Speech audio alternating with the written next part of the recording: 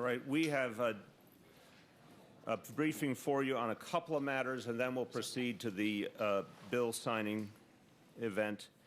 I want to talk to you about two things and two things only in advance of the bill signing.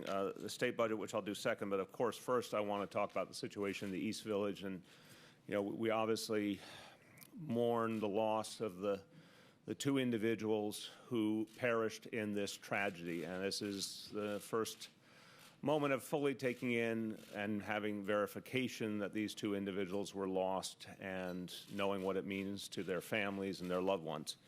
As everyone knows, Nicholas Figueroa has been publicly identified.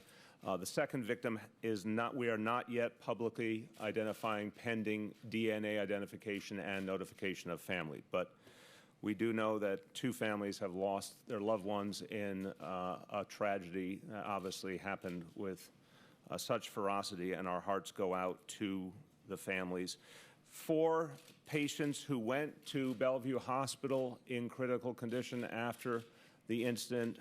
3 of them now, thank God, have been released. The last patient at Bellevue is in good condition. So we had 4 folks who were originally in critical condition. We were very worried about each and every one of them, but thank God 3 out, 1 more still in the hospital but doing well.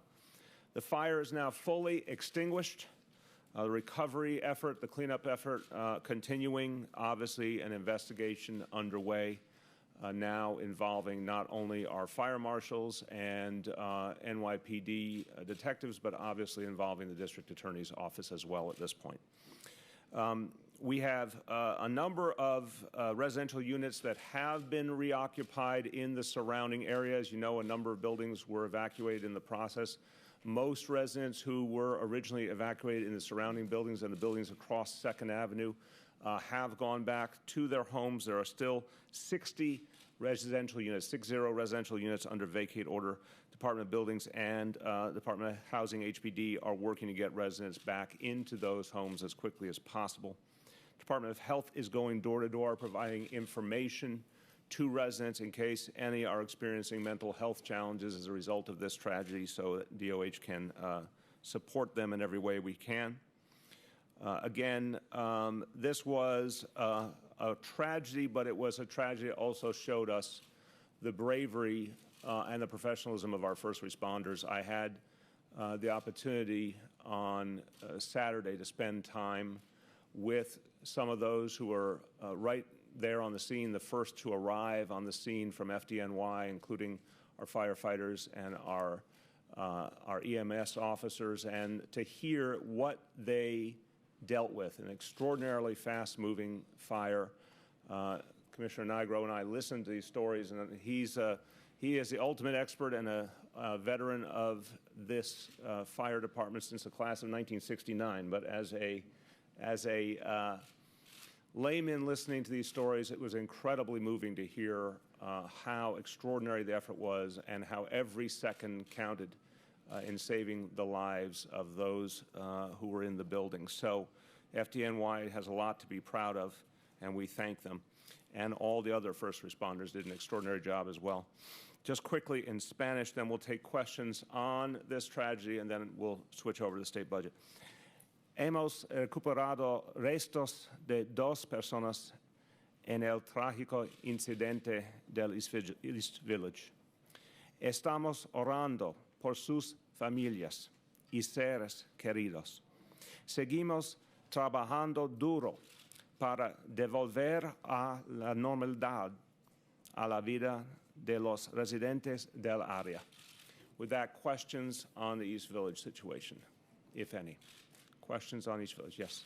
You mentioned the involvement of the district attorney. Does that mean that you think there's likelihood there's criminal activity, or what's that? Obviously, that question should be posed to the district attorney. I think it speaks for itself. Any other questions on the East Village? Yes? There's been a suggestion you mentioned last week that the gas line was sort of inappropriately accessed. In light of this, going forward, do you think there needs to be tougher regulations, different penalties to go with when this behavior is found again? Well, first we have to complete an investigation and see what that shows us about what happened here. I think that's going to give us a good sense of whether we see something that might indicate any kind of policy changes. But right now we just don't know the details enough to draw that conclusion. Any other questions on this? Okay, let me turn to the state budget. Thank you very much. Thank you. We have a tentative budget framework in Albany. I'm joined by our budget director, Dean Fullahan. So I'm going to speak about this based on the information we have at this moment. It is not complete information. Until we see the final language and the final numbers, we won't be able to fully assess the impact on New York City. But based on the tentative budget framework, we want to make sure you get a sense of what we're seeing so far.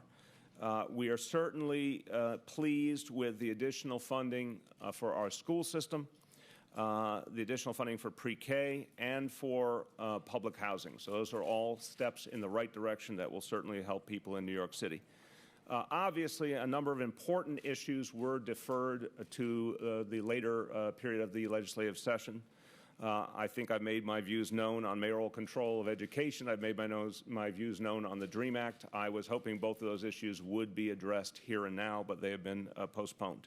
We'll obviously continue our efforts to get both the DREAM Act passed and mayoral control of schools renewed for a substantial period of time. Over the last several months, what we've tried to do in Albany is a continuation of everything we've done in the struggle against income inequality and the issues that we face every day in the city. Again, some of the developments we know of so far will help us in that effort. The increase in school aid statewide last year to this appears to be about $1.4 billion. That's a very substantial increase from one year to the next. So again, that's statewide. We will get a substantial share of that.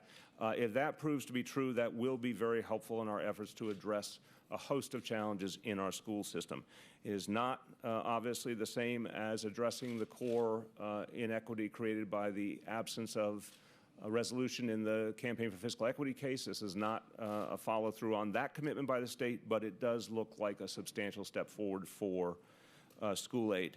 There is $300 million for our pre-K program, the same as last year. That's very, very good. It's not every dollar we wanted, but it is going to give us, obviously, the overwhelming majority of the money we need for the program this year. A lot of talk, of course, was on the question of struggling schools and how to address it. We have a very aggressive $150 million renewal schools plan that I am very personally involved in the management of. I visited 3 of the renewal schools over the last few weeks. Per this budget agreement, the city will continue to play the primary role in determining the ways to best address those struggling schools. Again, additional resources for the Housing Authority, about $100 million based on the tentative agreement we know of at this moment. A positive development for sure, because this is against a backdrop of years and in some cases decades of disinvestment in NYCHA, first and foremost by the federal government, but also by the state government. So it is very important that the state government is now beginning the process of taking some responsibility again for helping us with affordable housing and particularly with public housing. The $100 million will help us now. Again, that is against a backdrop where there's billions of dollars of unmet capital need that come from, again, years and years, in many ways, decades of disinvestment. But it is a step in the right direction. A lot more to do up ahead, as I said, mayoral control. I remain hopeful, knowing the incredible consensus in this city on mayoral control and the many, many voices that have been raised in the last few weeks demanding a renewal of mayoral control. Obviously, a bipartisan consensus, if ever you've seen one. DREAM Act, as I said, we're going to keep working for that. Again, tremendous support in this city for finally addressing this issue of these hardworking young people who have been left in the lurch because of unfair immigration laws. So very hopeful we can get the DREAM Act passed later in the session. So some good developments, some steps forward on funding, some real important unaddressed issues, and a lot of work to do between now and the end of June. Just quickly in Spanish, la ciudad de Nueva York ha obtenido fondos críticos para iniciativas clave en el nuevo presupuesto estatal. Este dinero ayudará a asegurar una buena educación para nuestros niños y más recursos para residentes de viviendas públicas. Es un buen comienzo, pero Seguimos impulsando a Albany para mejorar la vida de todos los neoyorquinos. Questions on the budget? Yes. In terms of the minimum wage being left out of the budget, was that disappointing to you? And do you have any optimism that it can be passed in session, especially with the state Senate controlled by the Republican Party? It's certainly disappointing because people are hurting right now. Those living at the current minimum wage in this city can barely get by, in many cases can't get by without multiple jobs or other forms of support. So this is something that should have been acted on already. We'll keep working hard to get it enacted in the remainder of the legislative session. I don't think this issue should ever be prejudged because the amount of public support is overwhelming. And I always say, and when you look at the national perspective, in some of the reddest states in the country in 2014, referenda were passed in favor of increases in the minimum wage. So I think there's tremendous public support, and I think the Senate will obviously feel that pressure. Do you think that the governor was wrong to allow the DREAM Act and the minimum wage and the mayoral control to be left out of that? Should he have insisted on it, or was this sort of... I don't get into the intricacies of the Albany process. I think those things should have been handled as part of the budget, obviously, but we're going to keep working for them now. It seems that in this budget agreement, there's still the threat of receivership hanging over your schools if they're not able to turn around, particularly ones that have been failing for 10 years. How do you plan to deal with that threat and the possibility that you might lose control? Well, first of all, we're very confident that the plan we put in place, the Renewal Schools Plan and the $150 million we're investing initially and the other efforts that we're adding to the Renewal Schools are going to have a profound impact. Again, this has never been tried before. Changing leadership of schools, sending in master teachers, adding an additional period of coursework every day, adding after-school programs, weekend programs. There's so much going on here where every school will be a community school. This has never been tried in such a concentrated fashion. We believe it's going to work. But we also know that the tentative agreement makes clear that every step of the way the action is led by the chancellor. And that's what we thought was important here. As each stage in the decision-making process, the chancellor plays the initiating role. And I feel very confident that we'll be able to get done what we need to get done to turn these schools around. You mentioned that... Okay, I'll give them these three and then we'll get out. Go ahead. The city will have to put up some money for the pre-K program. How much is that going to be? We will have more to say in the budget. You trained me well. When the budget comes out, there will be a differential. We can handle it, but we'll have more to say in the budget. In the school aid increase, do you have a sense of what that can be used for? How much of that would come to the district? For what purposes? And will any of that go to struggling schools? I know there is talk about $75 million specifically for struggling. Again, I'm going to start and pass to Dean. This is a tentative agreement, so until we see the final numbers, we can't say anything too definitive.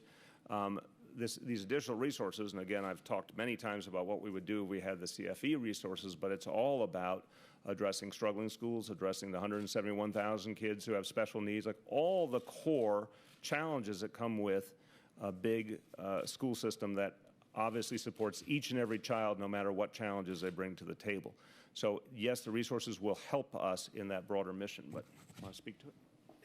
No, that's exactly right. This is for general, most of this will be for general support for schools, and it meets the priorities the mayor has articulated and continues to, struggling schools. After school programs, those priorities that we've established. There may be some discrete amounts of money for struggling schools, but that we don't have the details yet. Okay, I had last one. Two-parter. Do you believe that your support of the Democrats trying to take over the Senate last year complicated your effort to push the city's agenda in Albany this year? And secondly, your relationship with the governor, do you think things are better, worse, or about the same compared to last time? Thank you. I don't get into the personality issue. I think I've made that clear. Again, this outcome is in many ways a good outcome for New York City. There's obviously a lot of unfinished business. There's some areas where we thought things could have been handled differently, but there's some very good news here too. So I just focused on the product here. On the question of the Senate, I think the most natural thing in the world is for someone who believes in their own belief structure, their own party membership, to act accordingly. I'm doing something that people all over the country do every day and try and work with people I share values with to help them get elected. I don't think that changed the outcome in any meaningful way here. As you can see, again, the results reasonably good for New York City, a lot of things up ahead. But on these issues, I'm not going to say anything naive here. I believe at my heart the merits are going to win the day. On something like mayoral control of education, where there's an extraordinary consensus that this is the only effective way to reform education, and the alternative is to go back to a system that was rife with corruption, we're going to win the day on that issue, I believe in my heart, regardless of things that happened last year. Thank you, everyone. We will now go to the bill signing.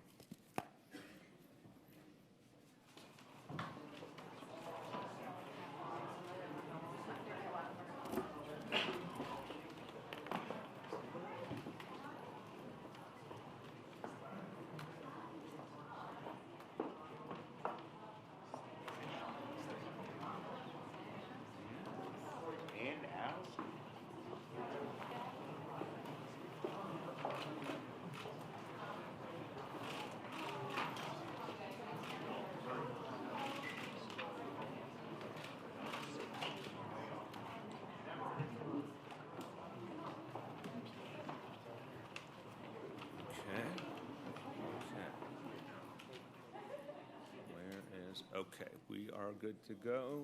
Looking for my signal. John Paul, waiting for your signal. You have one good? Okay.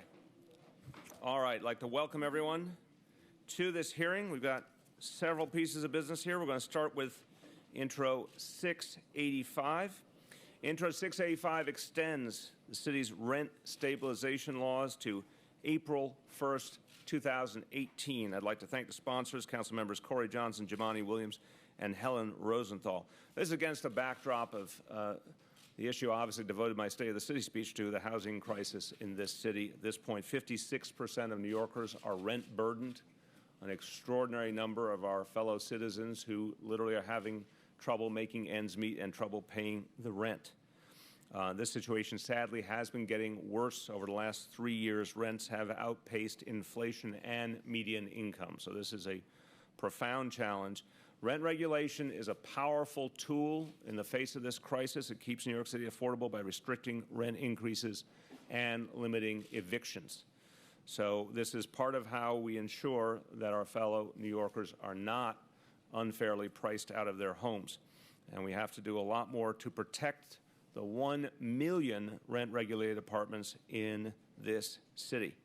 So that's the focus of a lot of other things we'll be doing, but certainly it's the focus of this legislation as well.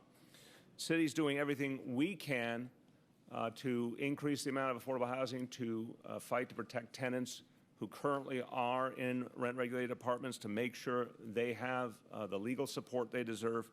We need to see Albany do a lot more, too. As I said in my budget testimony in Albany, we need Albany to step up, enforce the laws more effectively, and put more resources into enforcing the laws. And certainly, we need to see Albany strengthen our rent laws in the months ahead. This is part of an overall strategy that is consistent with our plan to build and preserve 200,000 units of affordable housing over the next decade. All of these things have to happen if we want a truly affordable city and a city for all. I want to thank the members of the City Council and, of course, Speaker Melissa Mark Viverito for helping to achieve this legislation. Now I'd like to bring forward a leader on the front to create all and preserve all that affordable housing, our Housing Commissioner, HPD Commissioner Vicki Bean.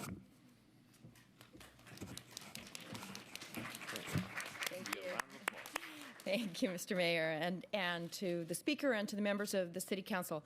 I'm very happy to be signing this bill. The vacancy rate that we found in the latest Housing and Vacancy Survey is well below the legislative definition of housing emergency, illustrating the need to continue our rent regulation while at the same time working aggressively to create and preserve affordable housing at record rates.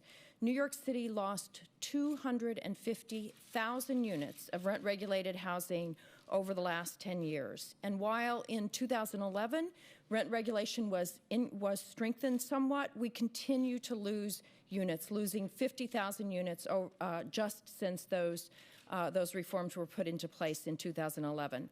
Almost half of the city's low-income families live in rent-regulated apartments. The median household income of those tenants is $20,000 a year below the rent, below the income of people living in non-regulated apartments. So it is a critical housing source for our very lowest income New Yorkers across the board.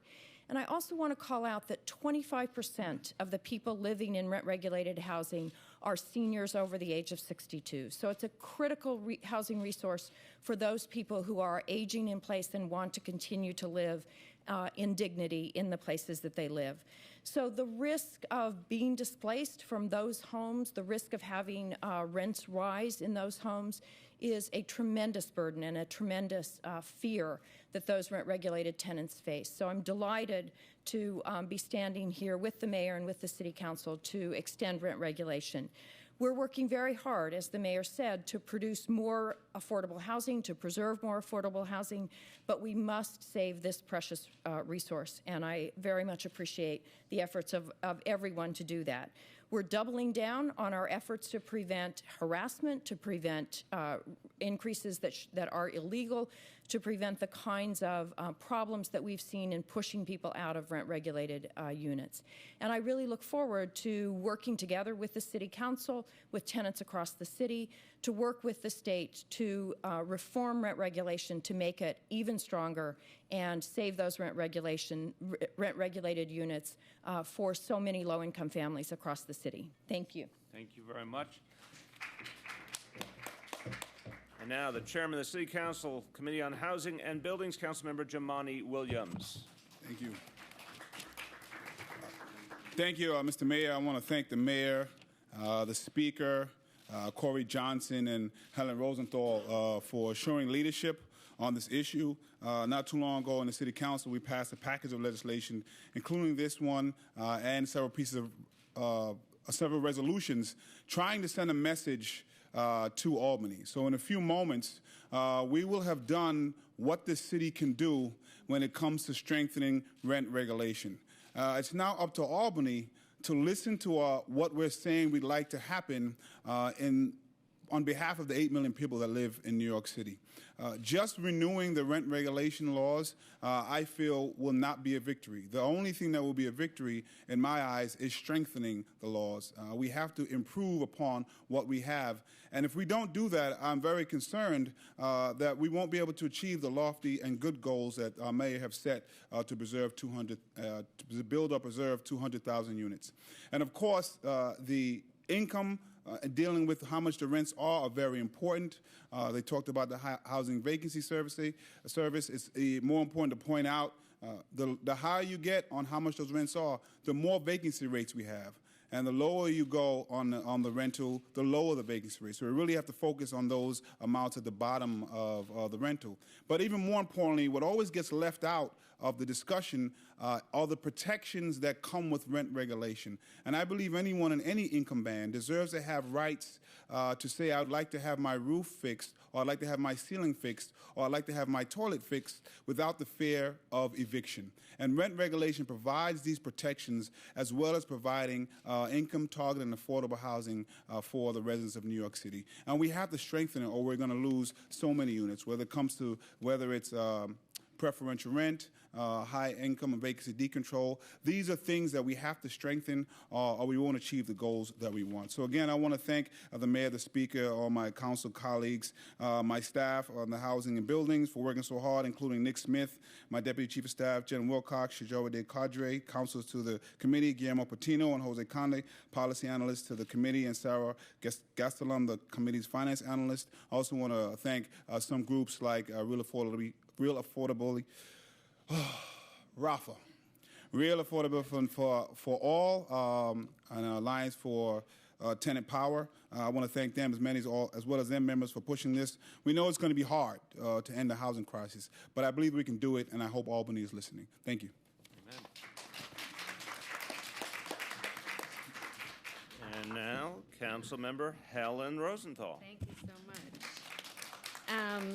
You know, I couldn't be more proud to be standing here today with this mayor, with this chair of the Housing Committee, Jamani Williams, and with our speaker, Melissa Mark Viverito, doing everything we can to strengthen the rent laws for all New Yorkers. You know, when the commissioner, who is doing an amazing job working to preserve our affordable housing, notes that since 1994, the city has lost over 250,000 units of affordable housing, rent-regulated affordable housing, I can't help but think at least 7% of those units were on the Upper West Side.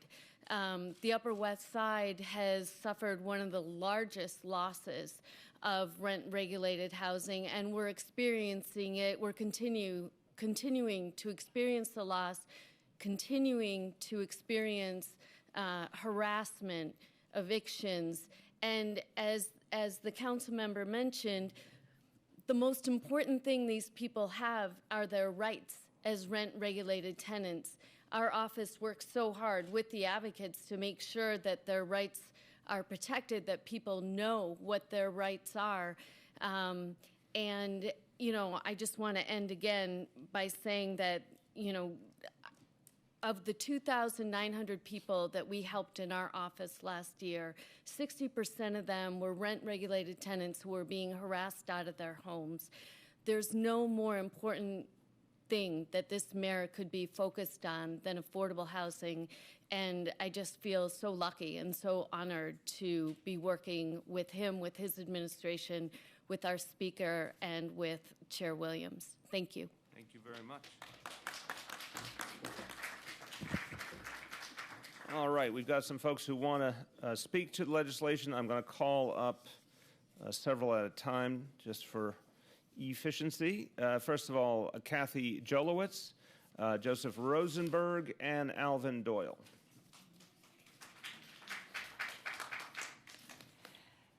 Good afternoon, Mr. Mayor. I'd like to applaud you. Unfortunately, I'm not able to clap. I'd like to applaud you for caring about the rent-regulated tenants in this city. I just would like to ask one more additional effort on your part, if possible. A lot of the, I don't know if you listen to WINS or News Radio 88, but the Rent Stabilization Association is blasting the airwaves about their plight and how rent-regulated apartments are hurting them. And we don't have those resources. So I would like to know, since you're prolific on the media, if you could not inform the public. I know that the tenant groups do know about their options, but the public does not. I'm a longtime community leader since 1973 and Upper East Side, Yorkville, Klein, Deutschland. I've seen my village deteriorate, and the horror stories that I've been hearing, what's going on. And I was wondering if you would be able to help us just by speaking out publicly about the DHCR, TPU, and all these other options that the public has. A lot of them have never heard of these things and never knew about them. A lot of buildings are being rented out, revolving door, illegal rent, illegally to the rent, what am I thinking? Yes, and they don't know any of their rights, and that rents can be challenged. So I was wondering if you could help us with that. Thank you. Thank you. A very fine suggestion. We will follow up on that. Vicki, talk to me afterwards. I think that rings a bell.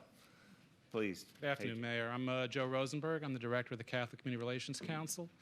I'm glad to be before you today to indicate the strong support of the Catholic Church and support for the signing of Law of Intro 685. The Church's commitment to affordable housing in our city is rooted in the fundamental belief of housing as a basic human right. The belief is not just a point of advocacy. It is illustrated by the history of both the Archdiocese of New York and the Diocese of Brooklyn through Catholic charities, parishes, and community-based organizations who, for over 5 decades, have developed and preserved thousands of housing units for the poor, the elderly, the homeless, and people with special needs. The Church's history of providing affordable housing has been a long and successful one, and the commitment to this mission remains an absolute and continuing priority. Production and preservation of affordable housing alone, however, is not sufficient. The rent stabilization and rent control laws that regulate more than 1 million apartments and protect over 2.5 million residents of our city must not be weakened or even worse, expire. That is why we strongly support Intro 685, which, recognizing that a housing emergency remains in New York City, provides the statutory means for the New York State Legislature to not only extend, but to strengthen the laws governing rent and regulation. And that is why we strongly support it and urge that it be signed into law. Thank you. Thank you very much. Good afternoon. I'm Alvin Doyle. I'm a member of the Board of Directors of the Stuyvesant Town Peter Cooper Village Tenants Association and a lifelong stabilized tenant. I'm here in support of Intro 685. Our United Development contains over 11,000 apartments, and we've been ravaged by rapacious owners and others. We see our once peaceful, stable, and affordable middle-class community being destroyed. Vacancy deregulation is the worm within, slowly, painfully, inexorably eating away at our affordable housing stock. As our neighbors have died or moved out, our apartments have been renovated, chopped up to add so-called bedrooms, and stuffed with more adult occupants than they were designed to accommodate, or that the infrastructure can support. The rest of the city will also sees this real estate types seeking to add value, as they say, to existing buildings. By manipulating existing regulations, our owners have jacked up rents so high that they are well above market rate. I'm talking about as much as $7,000 for a one-bedroom apartment in a building that doesn't even have a doorman. Families trying to put down roots regularly find themselves priced out of their homes and their school districts. Young people have to submit to dorm-like living just to get a toehold in this town. Mayor de Blasio, you've committed to adding 200,000 affordable units, and we applaud that. We have 11,000 units, and it's far easier to preserve than to build. But we need strong laws to do this. We deeply appreciate your making the case in Albany recently. We need your political and moral leadership now to repeal vacancy deregulations, which makes apartments and communities unaffordable and New York City untenable. We need to keep rent-stabilized apartments stabilized. No taking them out of the program by jacking up rents and churning the tenants, MCIs, the preferential rent tricks, and things like that. So I've exceeded my time. Thank you very much for having me. It's an honor. Thank you very much.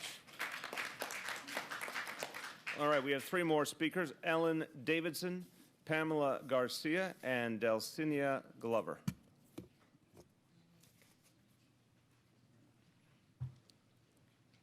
Good afternoon. My name is Ellen Davidson. I'm from the Legal Aid Society, and I'm here representing both the Society and our clients.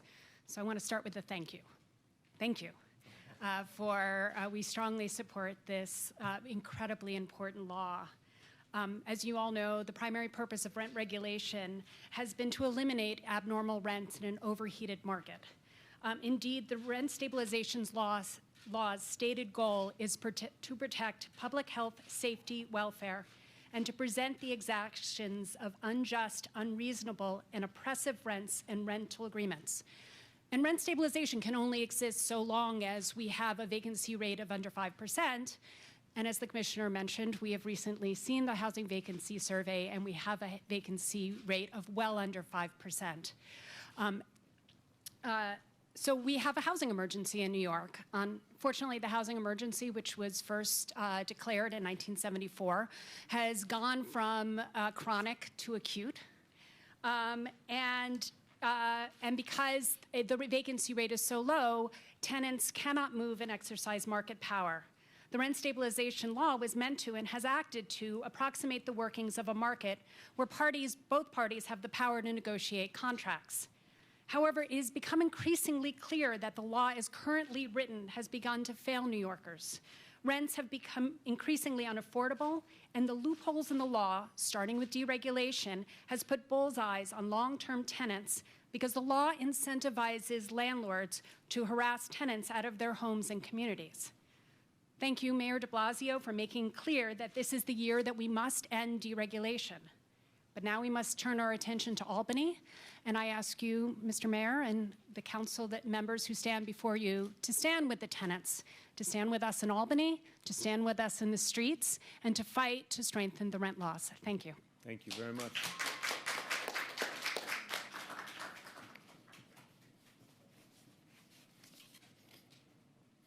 Hello, good afternoon. How are you? I just wanted to also say thank you for all the work that you've been doing, including signing Intro 685, which extends the rate stabilization law for 3 more years.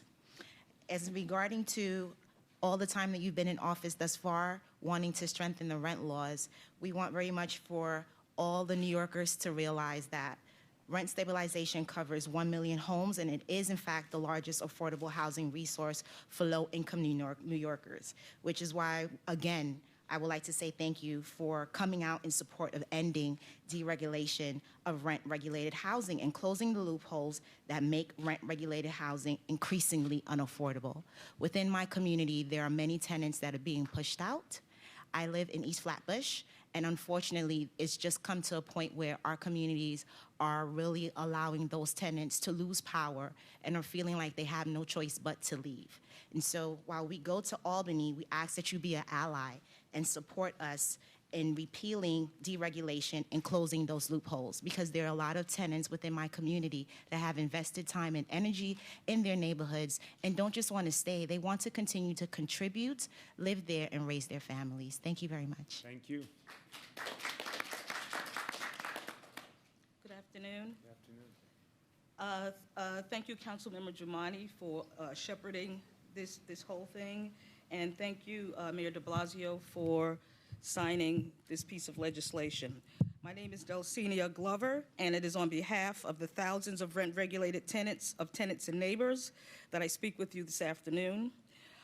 Tenants and neighbors and other affordable housing advocacy organizations have been working to strengthen the rent laws every time they come up for renewal, but this year, 2015, is a little different in that we have reached the crossroad.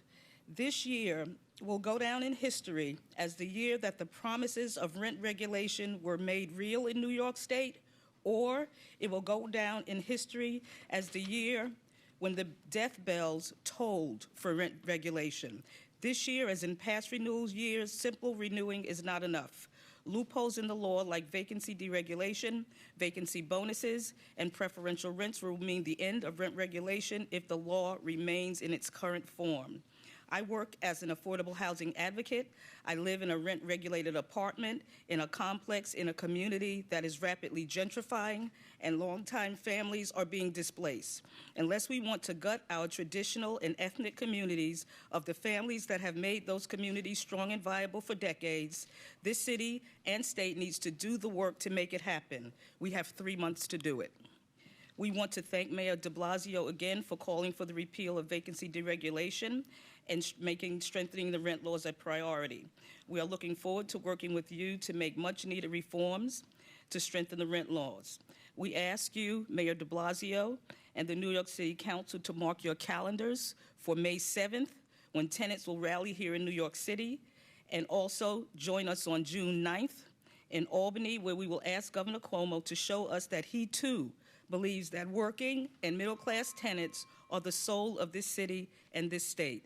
Thank you very much for the opportunity to speak. Thank you.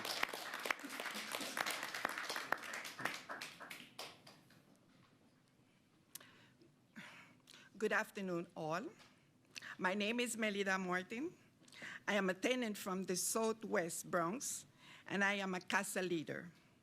Thank you, Mr. Mayor de Blasio, for signing today a 3-year extension to the city rent stabilization law. Mayor de Blasio, we now need your support in Albany to help close the loopholes that are threatening the affordability of 1 million homes in New York City, including my home, where I have lived for more than 30 years. Saving our homes means ending the regulation, protect tenants with preferential rents, making MCI temporarily subcharges, eliminating vacancy bonuses, and ending fraudulent non-rent fees. Renewing the rent law is not enough. Fight, fight, fight. Affordable housing is a right. Thank you. You have a blessed evening. Thank you very much. Much appreciated. All right, with that, let's go sign the legislation into law.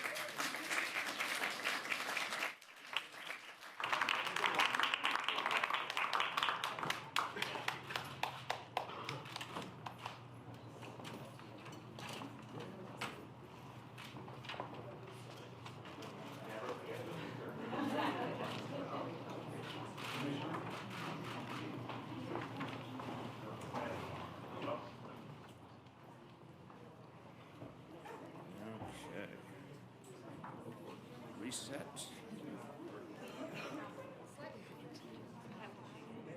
Yeah?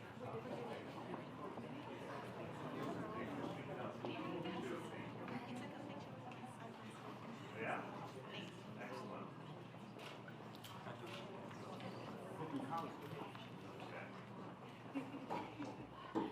Okay, next is Intro 458A. Intro 458A will ensure that the city's young adults are educated about consumer protection issues. This is a great deal, a very, very interesting issue in our household as well. I want to thank the sponsor, Councilmember Mark Traeger. Young people in New York City and all across the nation are facing historically high levels of personal debt, including from student loans, car loans, and credit cards. It's a major burden on their future. And again, Dante and Chiara will tell you how aware they are of the fact that these can be real burdens on their future. So the reality is that too often these financial products carry hidden risks in fine print. This bill will require that educational materials be made available in our public schools, at CUNY, and online. It's our responsibility to ensure that all New Yorkers are financially literate and able to make smart decisions with their money, and this legislation will help us to achieve that goal. I want to thank Speaker Mark Viverito and thank Rafael Espinal, the chair of the Consumer Affairs Committee. Now I'd like to turn to our Consumer Affairs Commissioner, Julie Menin. No extra height? Thank you. Okay. I'm going to pass on that. There Thank you you so much, Mr. Mayor. And we are so excited at the Department of Consumer Affairs about this bill. As a mother of 3 youngsters myself, I think this is incredibly important because we really want to get to young adults all throughout the city before they have a problem. I particularly want to thank Speaker Melissa Mark Viverito, Councilmember Traeger, Councilmember Drum, and Councilmember Espinal for their leadership on this important bill. There are so many statistics that we could talk about when we talk about student debt. I'm only briefly going to mention 2. The average annual cost of tuition at both 4-year public and private institutions has approximately doubled between 1995 and 2012, which is a very disconcerting statistic. And in 2012, the overall average debt among young adults aged 19 to 29 was $34,000. So we know we have a crisis, and through efforts like this bill, we are going to be able to address them by really proactively providing counseling to young adults all throughout the city, particularly through the 30 financial empowerment centers that we run across New York. So in short, we look forward to working very closely with the council on this important bill. Thank you. Thank you very much. Now I'd like to call up the sponsor of the legislation, Councilmember Traeger. Thank you, Mr. Mayor. As we all know, the financial decisions we make at a young age have lasting impacts and serious ramifications later in life. The choices we make as teenagers and young adults when it comes to credit cards and loans will greatly impact our ability as adults to build a solid financial foundation and achieve the American dream. I propose this bill after witnessing firsthand as a public school teacher how credit card companies and other financial institutions heavily target young adults for their products. In response, this legislation will go a long way towards providing our young adults with the knowledge and tools needed to make sound financial decisions that will serve them well later in life and to avoid the pitfalls and credit issues that plague so many Americans today. We face a debt crisis in our nation, and this is the beginning of our city's efforts to fight back and better prepare our young adults. Consider that as of last September, consumer debts excluding home loans reach an all-time high of $3.2 trillion. Not surprisingly, the graduating class of 2014 is the most indebted class ever, as was the class before them, and it is expected to be surpassed by the class of 2015. Meanwhile, banks and credit companies continue to aggressively market to young adults, with the percentage of college students with credit card debt approaching 90% and more than half holding more than 4 credit cards. The need for better financial outreach and education in our city and our schools is glaring, and more students find themselves in debt even before having a chance to obtain a college degree. We are now recognizing this issue as a city and are taking steps to connect young adults with the knowledge they need to make sound, smart decisions. My thanks again to Mayor de Blasio, the Department of Consumer Affairs, Commissioner Menon, Speaker Melissa Mark Viverito, the Chair of the Consumer Affairs Committee, Chair Espinal, the Chair of Education Committee, Danny Drum, and all my council colleagues for supporting this measure on behalf of future generations of New Yorkers that will one day leave this city, along with Rachel Cordero and Lonnie Rahman from the Legislative Division and my Policy Director, Ethan Lustig-Grably, for their hard work on this legislation. Thanks again to the bill signings, and we are now helping countless young New Yorkers make smart decisions that will help them reach their goals later in life. Thanks, Mr. Mayor. Thank you very much. Let's sign it into law.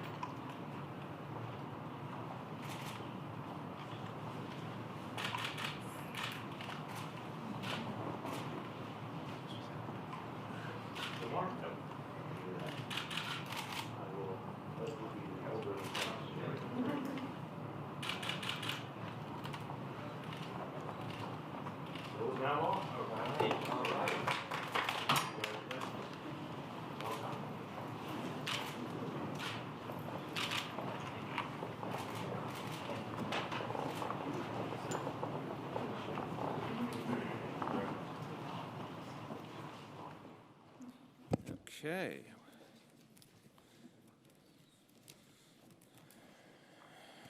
Okay, one more piece of legislation, last but not least. Intro 435A requires the Department of Education to report annually on special education services, sponsored by the Chair of our Education Committee, Danny Drum. Department of Education is working hard to ensure that special education students have the full services they need to succeed.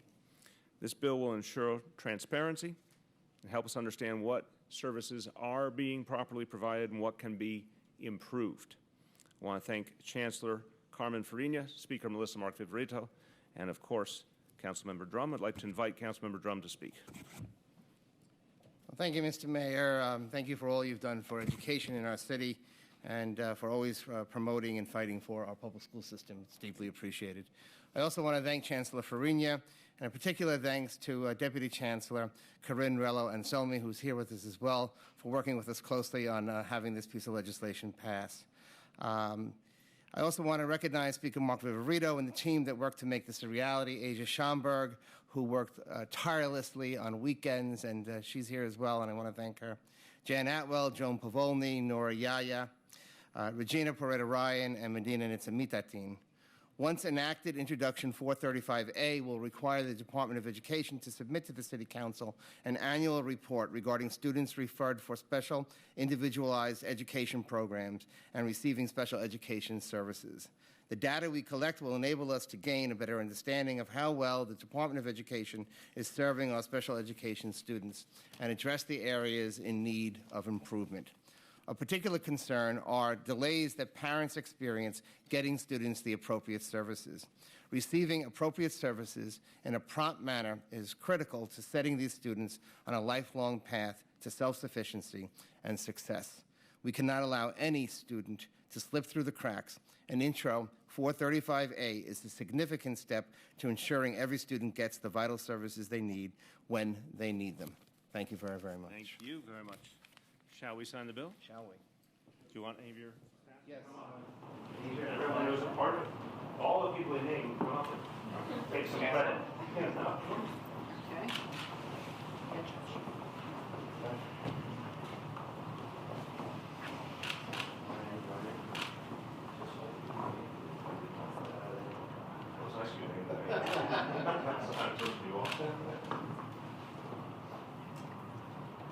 I'm looking to, you're supposed to give me my signal. All right, there we go. I told John Paul that last, do I actually sign or not? Look for him to use a nod there. Thank you. It's a high pressure job. Yeah. You.